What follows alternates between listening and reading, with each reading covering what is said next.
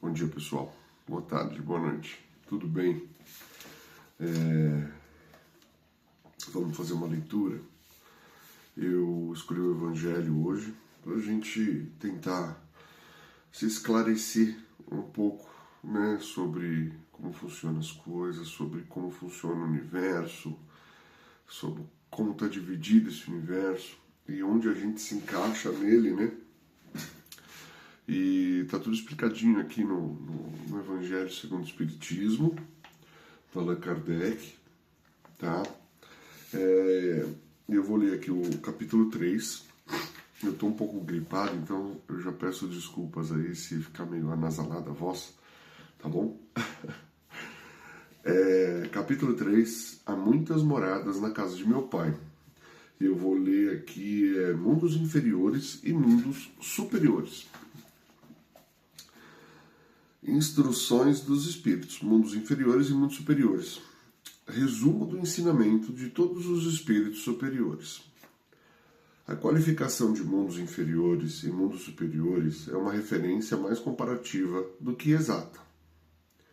O mundo inferior ou superior, o mundo é inferior ou superior em relação aos que estão acima ou abaixo dele na escala progressiva.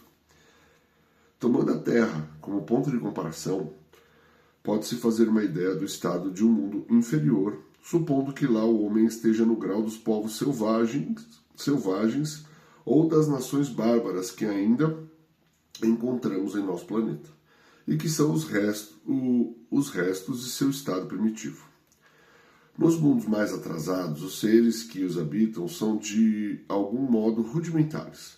Têm a forma humana, mas sem nenhuma beleza. Os instintos não têm ainda nenhum sentimento de delicadeza ou benevolência e nem noções de justiça ou de injustiça. A força bruta é a única lei. Sem indústrias, sem invenções, seus habitantes passam a vida na conquista de alimentos.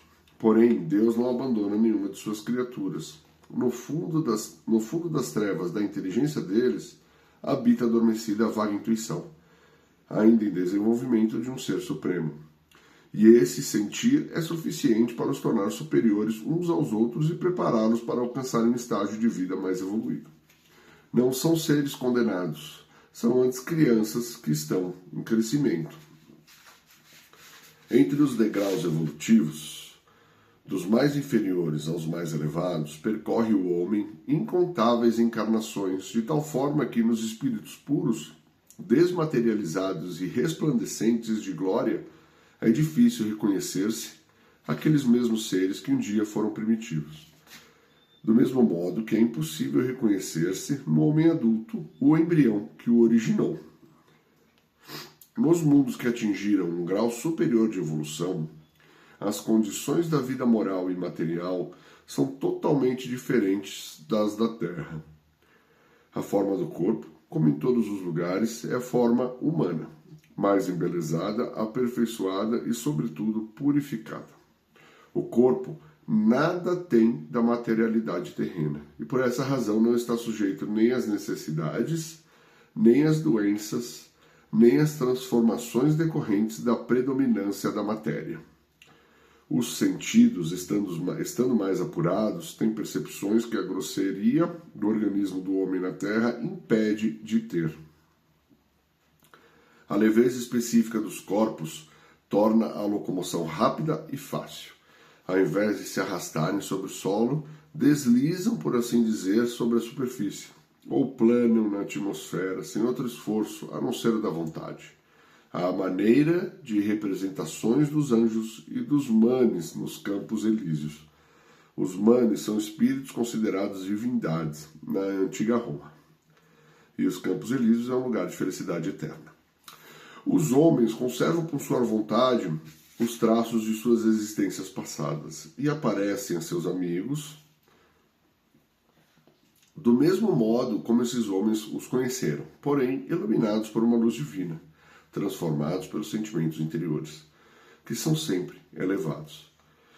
No lugar de rostos pálidos, abatidos pelos sofrimentos e paixões, a inteligência e a vida irradiam aquele brilho que os pintores traduziram pela auréola dos santos. A pouca resistência que a matéria oferece aos espíritos, já muito avançados, torna rápido o desenvolvimento dos corpos e é curta ou quase nula a infância. A vida sem as preocupações e angústias é proporcionalmente muito mais longa que na Terra. Em princípio, o tempo de vida é proporcional ao grau de adiantamento dos mundos. A morte não tem nada dos horrores da decomposição e, longe de causar pavor, é considerada como uma transformação feliz, pois a dúvida sobre o futuro lá não existe. Durante a vida, a alma, não estando encerrada em uma matéria compacta, irradia e goza de uma lucidez que a deixa em um estado quase permanente de liberdade, permitindo a livre transmissão do pensamento. Nesses mundos felizes, as relações entre os povos, sempre amigáveis, nunca são perturbadas, quer pela ambição de escravizar seus vizinhos, quer pela guerra, que é sua consequência. Não há nem senhores, nem escravos, e nem privilegiados de nascimento. Apenas a superioridade moral e a inteligência estabelecem entre eles a diferença de sua evolução e confere a supremacia. A autoridade é sempre respeitada, pois ela só é dada por mérito e exercida sempre com justiça. O homem não procura elevar-se acima do homem, mas acima de si mesmo, aperfeiçoando-se. Seu objetivo é chegar à categoria dos espíritos puros, e esse desejo não é um tormento, mas sim uma nobre ambição que o faz estudar com dedicação para chegar a igualá-los. Lá, todos os sentimentos, ternos e elevados da natureza humana, se encontram ampliados e purificados. Os ódios, as mesquinharias do ciúme, as baixas cobiças da inveja são desconhecidos. Um laço de amor e de fraternidade une todos os homens e os mais fortes ajudam aos mais fracos. Os bens que possuem são correspondentes ao grau de inteligência de cada um, e a ninguém falta o necessário, pois ninguém está ali em expiação. Em uma palavra, nesses mundos felizes, o mal não existe. Que legal, né? Um dia a gente vai chegar lá, né? Se Deus quiser. Espero que não demore muito, né? Por isso que vamos se aprimorar, né? Continuar aqui.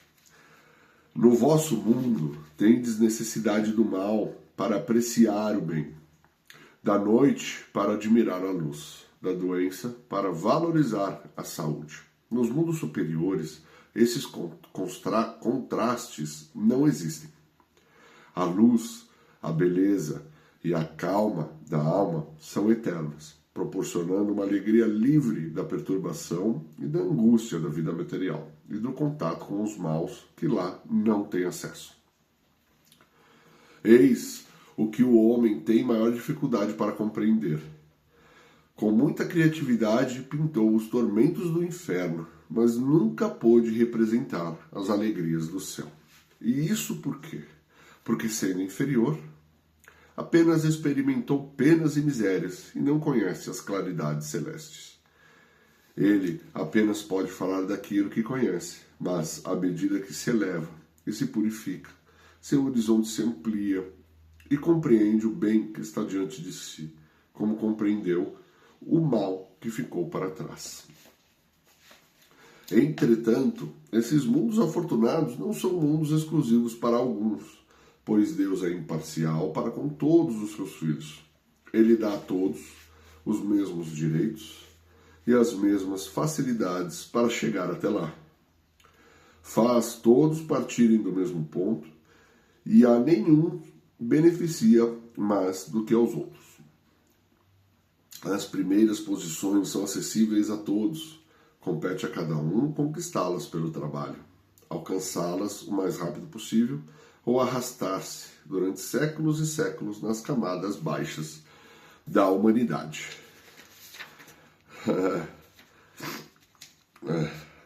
Pois é, né? Vamos trabalhar para conquistar essas posições mais privilegiadas desses mundos que vivem sem sofrimento, né? Mas assim, paciência também com a gente, porque requer muito trabalho, muito conhecimento, muito esforço, muito autoconhecimento, né? Para a gente poder extirpar essas ervas daninhas da irracionalidade, né? E da ignorância. Vamos saber agora sobre os mundos, sobre esses mundos.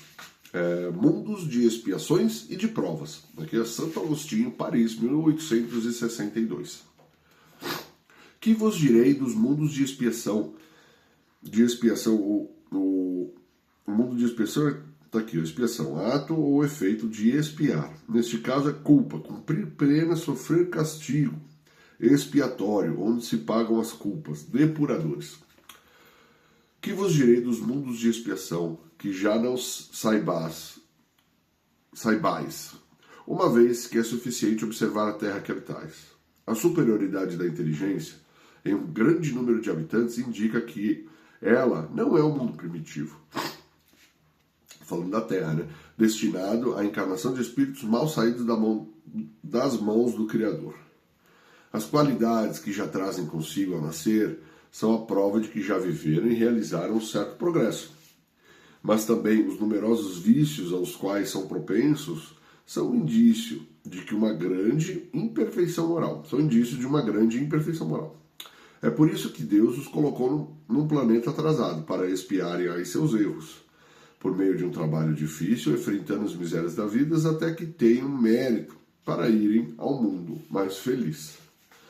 Entretanto, nem todos os espíritos encarnados na Terra se encontram aí em expiação. As raças, que chamais de selvagens, são espíritos apenas saídos da infância, e que aí estão, por assim dizer, educando-se e desenvolvendo em contato com espíritos mais avançados. Em seguida, vêm as raças semicivilizadas, formadas por esses mesmos espíritos em progresso. Essas são, de certo modo, as raças indígenas da Terra, que progrediram pouco a pouco no decorrer de longos períodos seculares, conseguindo algumas delas atingir o aperfeiçoamento intelectual dos povos mais esclarecidos. Os espíritos em expiação na Terra são, se assim podemos dizer, como estrangeiros. Eles já viveram em outros mundos de onde foram excluídos, em consequência de sua insistência no mal, e porque eram causa de problemas para os bons. Você viu só que interessante isso daqui, ó? Os espíritos em expiação na Terra são, se assim podemos dizer, como estrangeiros. Eles já viveram em outros mundos de onde foram excluídos em consequência da sua insistência no mal, porque eram causa de problemas para os bons. Vê só, meu. De vez em quando a gente fica lá parado no mesmo lugar e vai para outro planeta porque aquele evoluiu e a gente não tem permissão para continuar. Foram expulsos por um período para o meio de espíritos mais atrasados do que eles, trazendo por missão fazer progredir esses últimos, pois já têm consigo a inteligência mais desenvolvida e as sementes dos conhecimentos adquiridos nos mundos em que viveram. Esta é a razão pela qual espíritos, cumprindo punições, se encarnam em meio às raças mais inteligentes, porque aí as misérias da vida têm para eles maior amargor, em vista de possuírem sensibilidade mais apurada do que as raças primitivas, em que o senso moral é menos desenvolvido. Você vê só, além dele não progredir junto com o mundo dele, a gente vai para outro mundo para ajudar nesse meio mais primitivo. A Terra fornece, pois, um dos exemplos de mundos expiatórios, cuja variedade é infinita, mas que tem como característica comum servir para resgatar as culpas dos espíritos rebeldes à lei de Deus. Exilados aqui, esses espíritos têm que lutar ao mesmo tempo contra a perversidade dos homens e contra os rigores da natureza. Trabalho duplo e difícil que desenvolve em conjunto as qualidades do coração e as da inteligência. É assim que Deus, em sua bondade, torna o próprio castigo proveitoso para o progresso do espírito. Muito legal, né? Muito legal. Mundos regeneradores. Entre as estrelas que cintilam nos céus azulados, quantos mundos há como o vosso, destinados pelo Senhor para expiação e provas, mas há também entre eles mundos mais infelizes e mais felizes, bem como há mundos de transição, que podemos chamar de regeneradores. Cada sistema planetário, girando no espaço ao redor de um centro comum, tem à sua volta mundos primitivos, de exílio, de provas, de regeneração e de felicidade. Já vos falaram dos mundos onde a alma recém-nascida é colocada ainda ignorante do bem e do mal, para que possa caminhar para Deus, senhora de si mesma, na posse de seu livre-arbítrio. Como sabeis, as grandes capacidades que a alma possui lhes foram dadas para fazer o bem, mas infelizmente há as que fracassam. E Deus, dando-lhes novas oportunidades, permite que nesses mundos de encarnação em encarnação se depurem, se regenerem e se tornem dignas da glória que lhes está reservada. Os mundos regeneradores são intermediários entre os mundos de expiação e os mundos felizes. A alma que se arrepende encontra neles a calma e o descanso, acabando por se depurar. Nesses mundos, o homem ainda está submetido às leis que regem a matéria. Sentem as mesmas sensações e os mesmos desejos como vós, mas está livre das paixões desordenadas das quais sois escravos. Neles não há mais o orgulho que silencia o coração, a inveja que tortura e o ódio que sufoca. A palavra amor está inscrita em todas as frontes. Um perfeito equilíbrio regula as relações sociais. Todos reconhecem Deus e tentam ir até Ele, cumprindo-lhe as leis. Nesses mundos, a felicidade perfeita ainda não existe, mas o começo da felicidade. O homem ainda é carne e por essa razão está sujeito aos sofrimentos da vida, dos quais apenas os seres completamente desmaterializados estão livres. Ainda há provas por suportar, mas já não são as angústias dolorosas da expiação.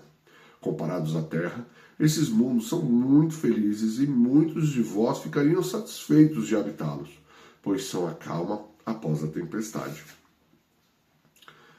A convalescença após uma doença cruel. O homem, menos preocupado com as coisas materiais, tem melhor noção do futuro. Compreende que há outras alegrias que o Senhor promete aos que se tornam dignos, quando a morte levar seus corpos para lhes dar a verdadeira vida. Então, livre, a alma planará sobre todos os horizontes, não mais os sentidos materiais e grosseiros, mas os sentidos de um perispírito puro e celeste, envolvido como um perfume em vibrações de amor e de caridade, vindas de Deus.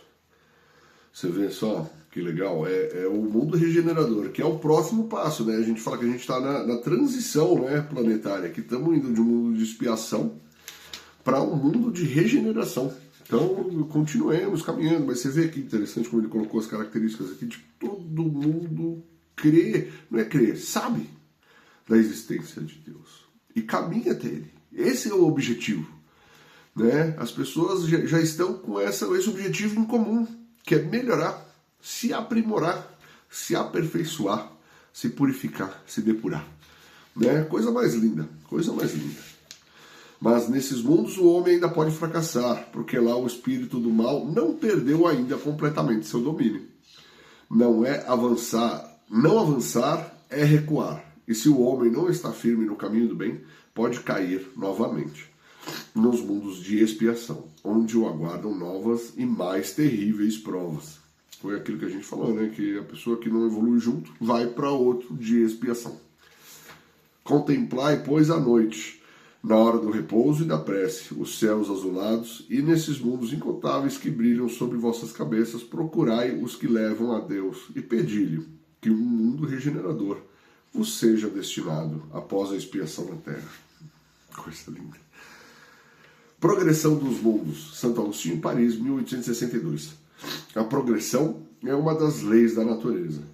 Todos os seres da criação, animados e inanimados, estão submetidos a ela pela bondade de Deus, que deseja que tudo se engrandeça e prospere. A própria destruição, que parece aos homens o limite final das coisas, é apenas um meio de chegar, por meio da transformação, a um estado mais perfeito, porque tudo morre para renascer e nada volta para o nada. Ao mesmo tempo que os seres vivos progridem moralmente, os mundos que eles habitam progridem materialmente. Quem pudesse seguir o mundo em suas diversas fases, desde o instante em que se agregaram os primeiros átomos que serviram para construí-lo, veria que ele percorre uma escala contínua e progressiva, mas em graus pequeníssimos para cada geração, e oferece a seus habitantes uma morada mais agradável à medida que eles também avançam no caminho do progresso. Assim caminham paralelamente o progresso do homem e dos animais, seus auxiliares, e dos vegetais, o da habitação, pois nada fica estacionário na natureza. Você vê que legal? Todo mundo evolui aí, tanto os vegetais, quanto os animais, quanto o homem. Está todo mundo em evolução. Você viu que ele falou até os seres inanimados estão em evolução.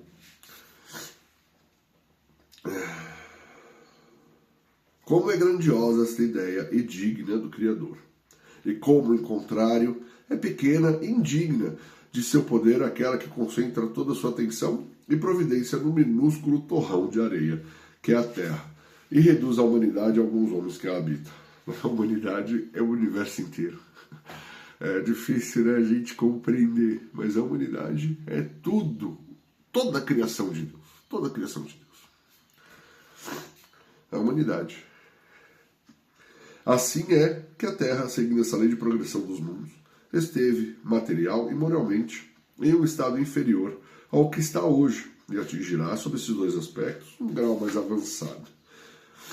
Ela atingiu um de seus períodos de transformação, em que de mundo expiatório se tornará um mundo regenerador, onde os homens serão felizes, pois a lei de Deus reinará. Você viu que legal, gente? Sabe, com tudo que a gente está vendo aí, essas guerras aí que estão acontecendo lá no Oriente Médio, sabe? A gente realmente fica assim, a gente perde a esperança, né? Porque a gente fala, pô, e agora? Como é que vai ser? Não será que vale a pena?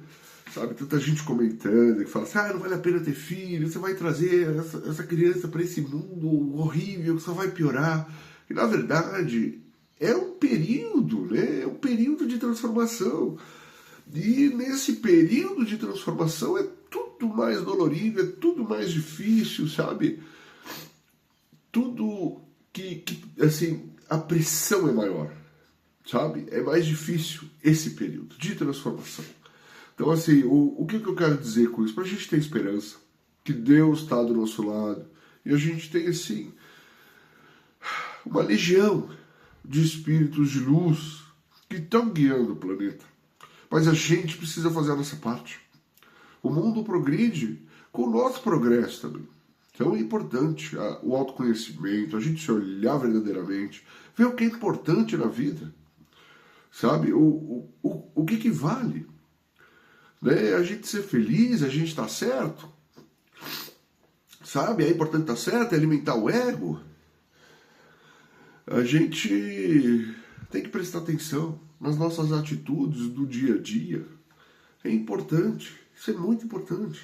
A gente manter a calma, a gente meditar, pensar antes de agir, pensar antes de falar. A gente solta tanta coisa porque vem na cabeça e a gente já fala. Não para, não filtra, não raciocina. Então isso é importante, gente. Todo dia praticar um pouquinho de estudo, se acalmar, sabe? E é isso assim que eu queria dizer com essa leitura, é chegar nisso, que assim, Deus está do nosso lado e vai dar tudo certo. Mas depende da gente. A gente tem que fazer o nosso trabalho. E confiar nele que ele vai fazer o dele, pois ele vai, viu? Através desses seres iluminados, que guiam a gente, que intuem a gente, se a gente estiver na frequência, viu? Então, vamos entrar nessa frequência para a gente receber essas intuições e poder praticar o bem, o amor, a verdadeira justiça, tá? E a caridade, né? Para com todos, para com todos. E conosco também, compreensão, viu? Tá bom, gente? É isso aí. Então, muito obrigado pelo seu tempinho aí. Fiquem com Deus. E vou tentar... Essa semana passou, acabei não postando um vídeo, Mas como eu nem tenho seguidor, tá tudo bem, né? Não tenho obrigação. Mas eu quero, assim, eu me sinto... Falo, pô, não postei o vídeo, mas eu peguei a gripe e tal, então foi meio complicado. Mas vamos que vamos. Se Deus quiser, não vou demorar tanto tempo para fazer um novo, tá bom? Tudo de bom. Obrigado novamente. Viu? Grande abraço a todos. Deus os abençoe. A todos nós. Tchau, gente.